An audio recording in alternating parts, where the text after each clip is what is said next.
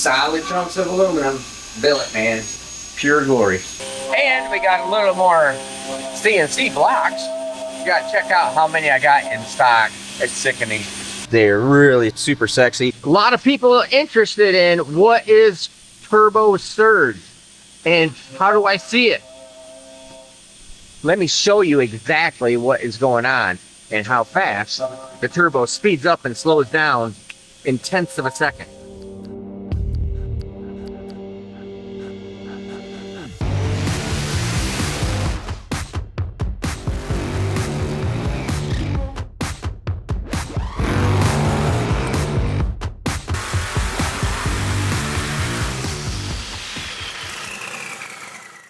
Oh, hey, so I'm sitting here hanging out with all of my billet blocks, billet SMX blocks, billet SML blocks, billet SMX crankshaft, billet SML crankshafts, billet intake manifolds, billet cylinder heads. Let's go show you some stuff, and then we'll talk about it. The mass chaos of having to do inventory and all the things we have. All to build the best platform for SML, the LS style platform, and the SMX, the big block platform. But first, let's go over here. I had lots of questions on turbo, speed, surge, and everything associated with it. All right, so you guys had the questions on, gosh, I wonder, now that you got the speed sensors in there, I wonder what the turbos are doing speed-wise. I already knew that. I actually talked about this previously in some of my other videos, which reminds me, this is one of those things where people ask questions, which I more want you guys to leave your comments all the time, okay? But you'll leave a comment like, you've never talked about that. Yeah, I did. It was like 2 videos back. So it's like you guys are, or some guys come into, or some people come into the video, and they're like coming into the middle of a series they're binging on Netflix.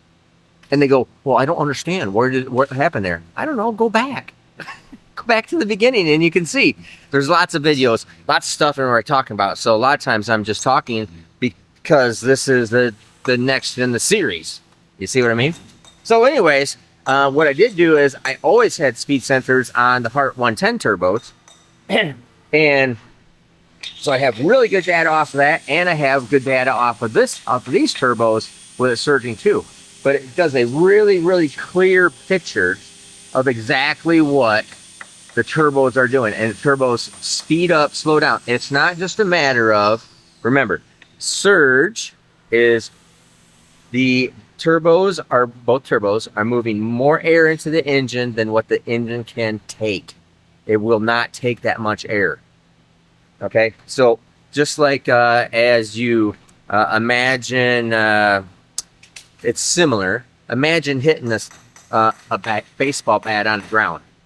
You hit it over here and it vibrates your hand. It's because it sends a signal, resonant harmonics, back up into your handle. Well, air is getting pushed into the engine and it gets pushed back. And little pulses, it goes, nope, poop, poop, and just pushes it back. You saw it on the piece of paper flailing right here on the previous video. One video back. Okay? If you want to see what it looks like, visually looks like, kicking air back out. But here is what's going on. So this is a really good graph line here. This is turbo boost right here. This dark green line, where is it? Where is it? So this is, yeah, there you go. So let me change that color for you. There you go. This is engine RPM, the green line. All right, dark green line is engine RPM. Engine line was, this was surging really bad. This line down here is boost. Comes up on boost. All of a sudden, it gets really unhappy. It starts kicking air back. This red line is actual turbo speed. What?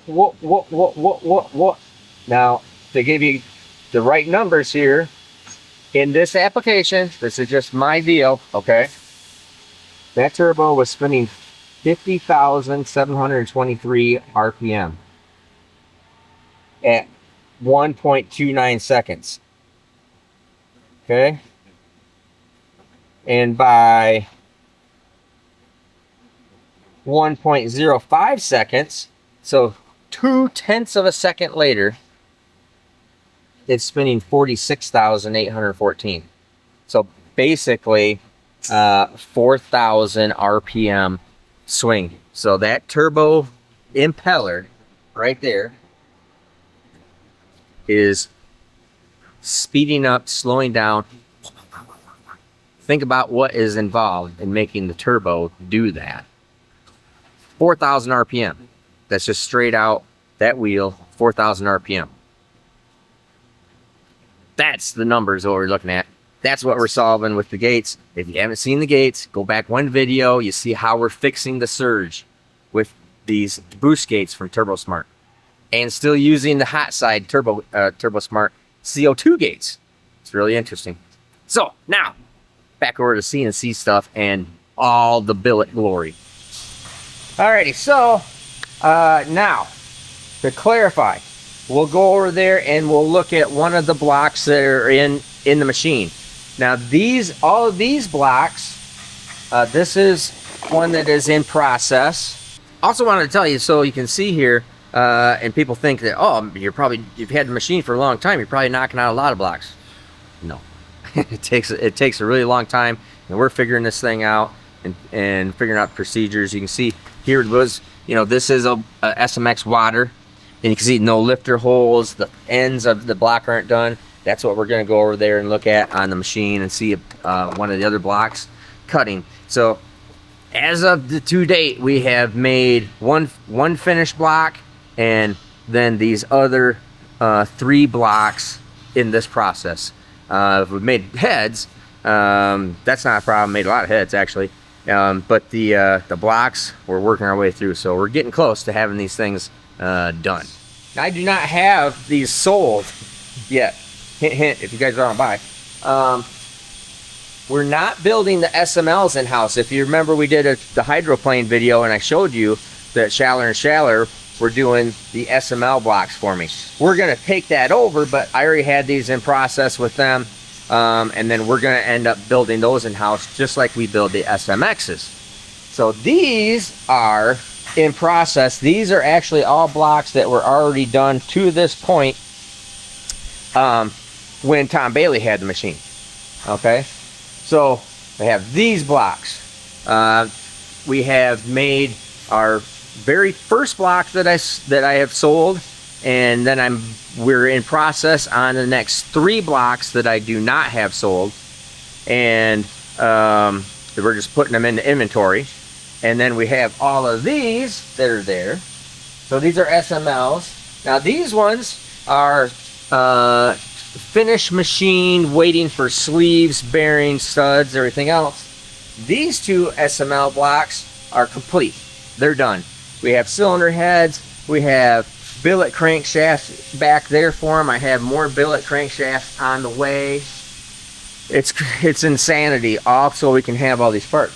You can see up here, billet intake manifolds, 3 billet SML intake manifolds, 3 billet SMX intake manifolds, a big block Chevrolet, an LS, a couple Gen 3 Hemi billet intake manifolds, if anybody's interested in those kind of things. Everything from that to billet, all these billet crankshafts. That is 13 billet Bryant SMX crankshaft. And strokes from 4,125, 4,250, and 4,500. Now, if you're ever going, oh my gosh, I wonder where all the cranks went. That's probably because I got them right there. All right. It's like, gosh, I can't find a crank. Steve Morris has them all. That is, these are a very expensive crankshaft, but very, very good crankshaft from Bryant. You see a whole skid full of them right now. So we have these billet Callies back there, and I have some billet, other billet Windberg crankshafts coming for some SML stuff, which is interesting because on the new billet the new billet SML crankshaft is going to be they're all Cleveland mains, so all big mains. These next ones will be with a 2200 with a big block Chevrolet pin. So because you get more overlap we'll talk about that sometime in one of my top 5 videos about crankshaft overlap, how it makes the crankshaft stronger, how it makes it weak. All right, then let's go look at what we got in the back with the cylinder heads and more cylinder heads and more cylinder heads. All right, so we're in the back machine shop side of stuff. We have one of my inventory SMX blocks. One of the 3 we're having in inventory. Cody's doing the final line hone. Did you do the cam tunnel? Yep, already did the cam. Okay, so where this goes from here, well, let's back up a little bit. The blocks go in the big machine right here. This is Tom Bailey's machine that I'm buying from Tom. And you see, that is an SMX block that is doing, looks like it is, I don't know what it's doing right now. It's doing something. It's doing something on the ends. We have lots of videos on how the blocks get machined right from a square chunk of material. You might ask, because I know if somebody's going to. Oh, I wonder how many pounds of chips it is. I have a whole video on weighing the block of material and then how much it ends up weighing as a complete finished block. It starts out 800 pounds, 798 pound block of material, ends up weighing 126 pounds. That's a lot of wasted chips. Then we got SML heads. I have more SML heads that are going to be in process. These are SMX heads, SMX, in different various different areas of completeness, and more heads down here. This is SMX head that is only gone through step 1 function. So this was step 1. It does this. And all it does is start out as a big old rectangle piece of material. So this is step 1. Does this so we can put it in the centroid to do step 2, which is this, and this. And then it is on to step 3, where we start finishing off all the rest of it, which is in here. And you can see some more finished work going on there. Now keep in mind, so we're making these things from solid chunks of aluminum. Billet, man, it's Billy. Pure glory. So we got that, and then where we also come up with the $1 million of billet inventory and parts is then you got to come look at all the rest of the stuff. All right, then we can just come into my office, which I keep all my other billet parts of billet elbows, billet camshaft, tool steel billet camshafts, astronomically expensive. Have 1, 2, 3, 4, 5. What do I got here? 7 camshafts there, 7 or 8 camshafts.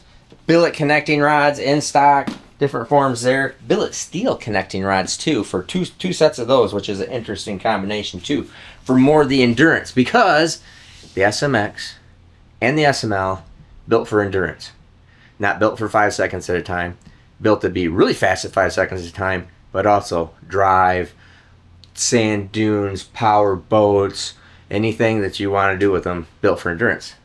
Why we have a steel rod for the application too, and a lower horsepower deal. Really interesting. All the way down to the amount of push rods and stuff I have for these things, and the billet mat and rocker arms that I have them build specifically for the SMX and the SML. It's almost making me, it gets almost a little worrisome at times. Pistons, no, honestly though, pistons are not billet. Pistons are not billet for it. But we have all that stuff. I keep all those things in stock, from camshafts. Oh, obviously billet titanium valves, retainers, I mean, it's just astronomical the amount of stuff that's all here. All 100% billet. Oh, even these little plates and all this other stuff over here. This is just one cart full of little billet accessory items that we all built, that we build here. Everything from gear drive covers, stuff like that, to water plates, fuel rail mounts, oil pump mount, crank trigger mount, alternator mount, oil pan, water plates. These are all water plates, since these are plated blocks. Valve cover standoffs, cylinder head water plates, Down here, more water plates. All of this stuff, all is needed just to build these engines and do this for the SMX, SML. All on top of, we have all of this. This is all engine customer stuff of various array. Kyle's working on a really cool project coming up that we'll talk about later. Oh, and one of the big deals too is, I kind of forgot to mention about these blocks, these 5 blocks right here, and we'll go show you the other set of solid cylinder heads, because this is solid SMX.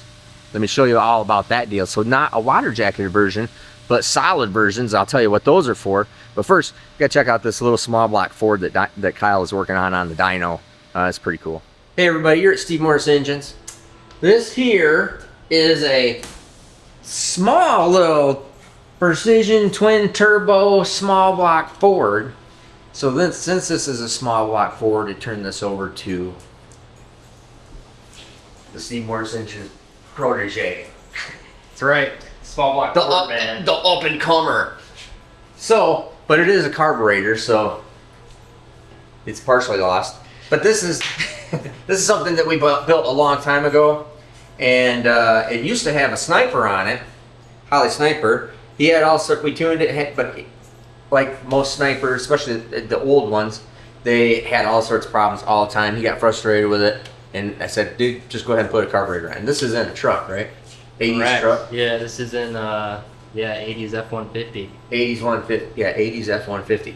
So, he put a blow-through carburetor on it, Pro Systems version of it. Now, single needle and C carburetor. How good are single needle C carburetors good up to? 1,000. That's a good safe number, 1,200. 1,200. Yep. And so this isn't going to make that kind of horsepower, but we did want to run it exactly the way he has it put in the truck. So normally I don't use that hat. I don't even know where that hat comes from, to tell you the truth. And we would probably not use the smaller pipe. So we're using a lot of his stuff, but my intercooler. So he wasn't going to pull all his junk out of his truck. So, but I did want, the main thing was really just using this pipe and his hat and carburetor to simulate where he was at. So Kyle went through, he had hurt the engine, hurt a lifter in it. It's been running for a couple years. He hurt a lifter, brought it back to us. Kyle just went through the whole engine, did a cam and lifters in it, hone bearings, or hone gasket rings. Yeah, not even rings. Rings look brand new. Oh, rings look brand new. So yeah, it doesn't have tons of time on it. But so now we're just going to basically tune in this carburetor. Kyle's taking over. He's going to run out, or going to go out and start working on dyno pulls. So if you want to see all of the dyno pulls and the final numbers on this, we're going to show you a little bit as we're starting to work our way through and do just a little bit of tuning. But if you want to see the final numbers and what this thing actually ends up making, and the final evaluation, go to Kyle's channel, which is Kyle Morris, my name. Wow. Or you can use the at symbol is just at Motorsport Kyle. But if you just type in my name, I should be the first one that pops up. Should be first one now. He's overtaken the I've golfer. overtaken the golf guy. The golf guy. So, anyways, let's go hit it.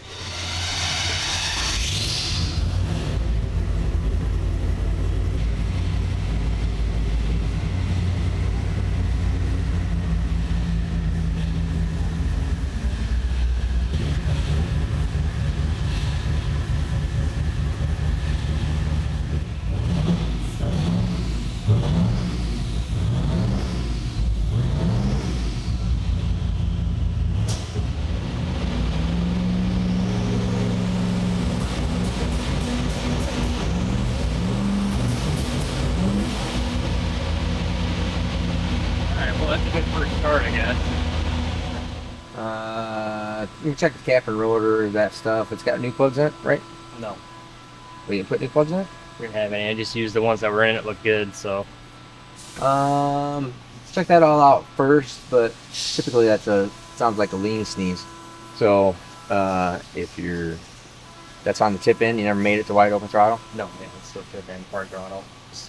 So, tip in and rolling into it is in the primary jet. Main jet, yeah. Primary jet, Not not on the secondary. So on the primary jet. So see what it's got in it for a primary jet, and you can go after it. Okay.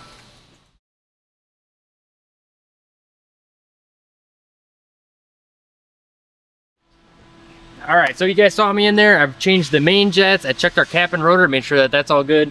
Cap and rotor is brand new. I'm pretty sure he put a brand new one on it because it used to have a sniper, and I think it used to have like a hyper spark or a dual sync ignition on it.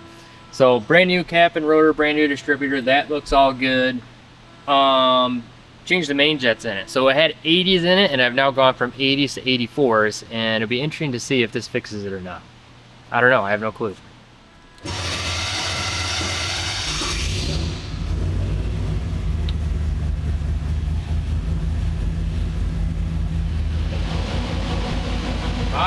It feels weird with no computer to look at.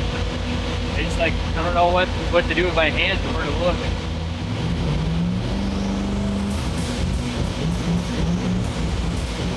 Nope, I did not do anything. Nope. Nope. Need help. Someday he's gonna get pwned by that grabber, the distributor on top of it like that. Oh yeah? Yeah.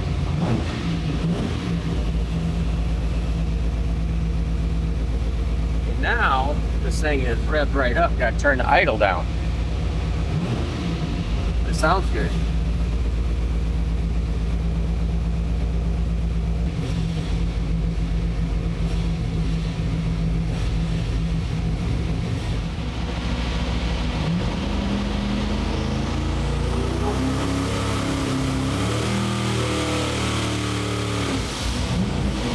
There you go. There you go. Too much jet in it now. All right, so it is a simple, stupid problem, but it's easily fixed, so it's no problem. The entire time, it was just all because I was looking at the wrong timing marks. So that, I think it's a Romac brand balancer, has got like 3 different sets of top dead center marks on it and timing marks on it. And I just got confused down there because it's an old balancer and I'm trying to read which one it is off the wrong one. So it was just way retarded on timing was what the issue ended up being. So you guys saw just right there, I put it under load, build boost. Sounds good. If anything, you can see it was sooting a little bit out the pipe, so it's obviously a little bit rich. But we're gonna go ahead and make a power pull on it so we can get some kind of number. And I'm sure now that I put 84s from 80s in the front, now I'm gonna have to probably go back down to 80s and have it at the original jets that I had in it, because I bet you that it's probably fine, but we'll find out.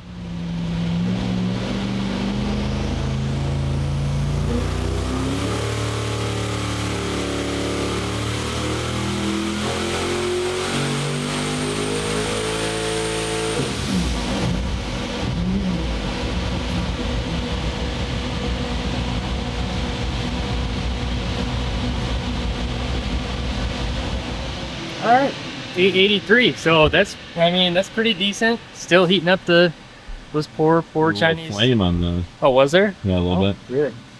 Huh. There's a lot of back pressure right there, and those little teeny tiny primaries up to like I think that's a 2-inch little collector.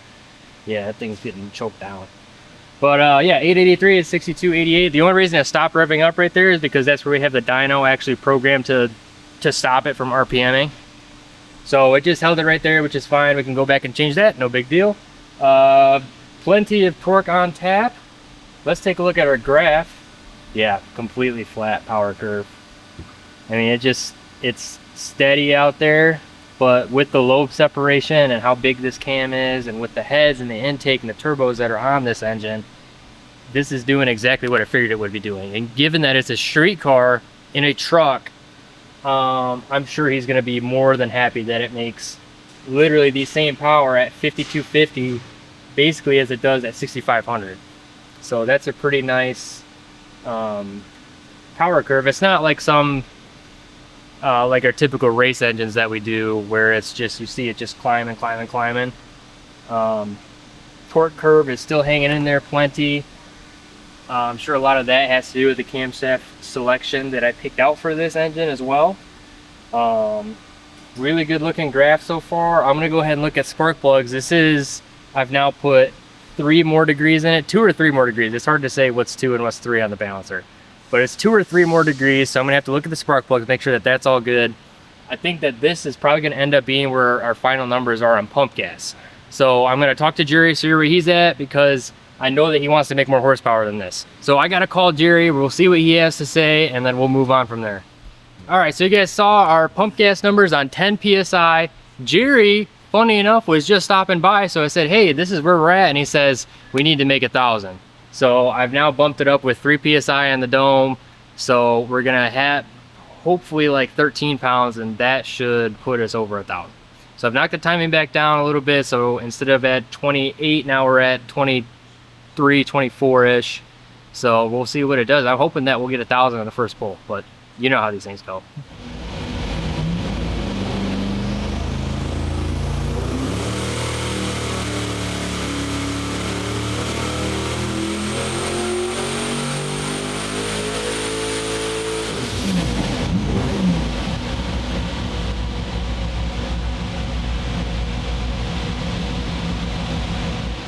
Forgot to turn the speed limiter off again. I don't know how to do it. Yeah, it's only at 6,500. What the crap, Ramathorn? Obviously, it made more boost. 10.9 versus 9.7. So it was 9.7. Yeah, falling off. Yeah. Okay. Yeah, so Yeah, you put a little more on The it. boost falls off, yeah. Yeah. All right, try number 2. This time with a little bit more boost.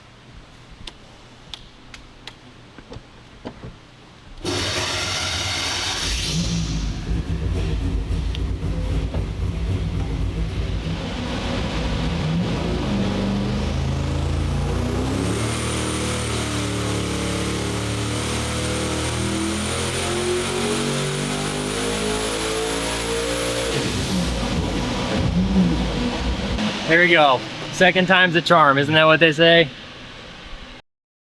Alrighty, so we have solid. I had a lot of customers asking me, like they would say, hey, can I just leave the water out of the SMX? Or I had people comment on that quite often. I said, yeah, you can do that.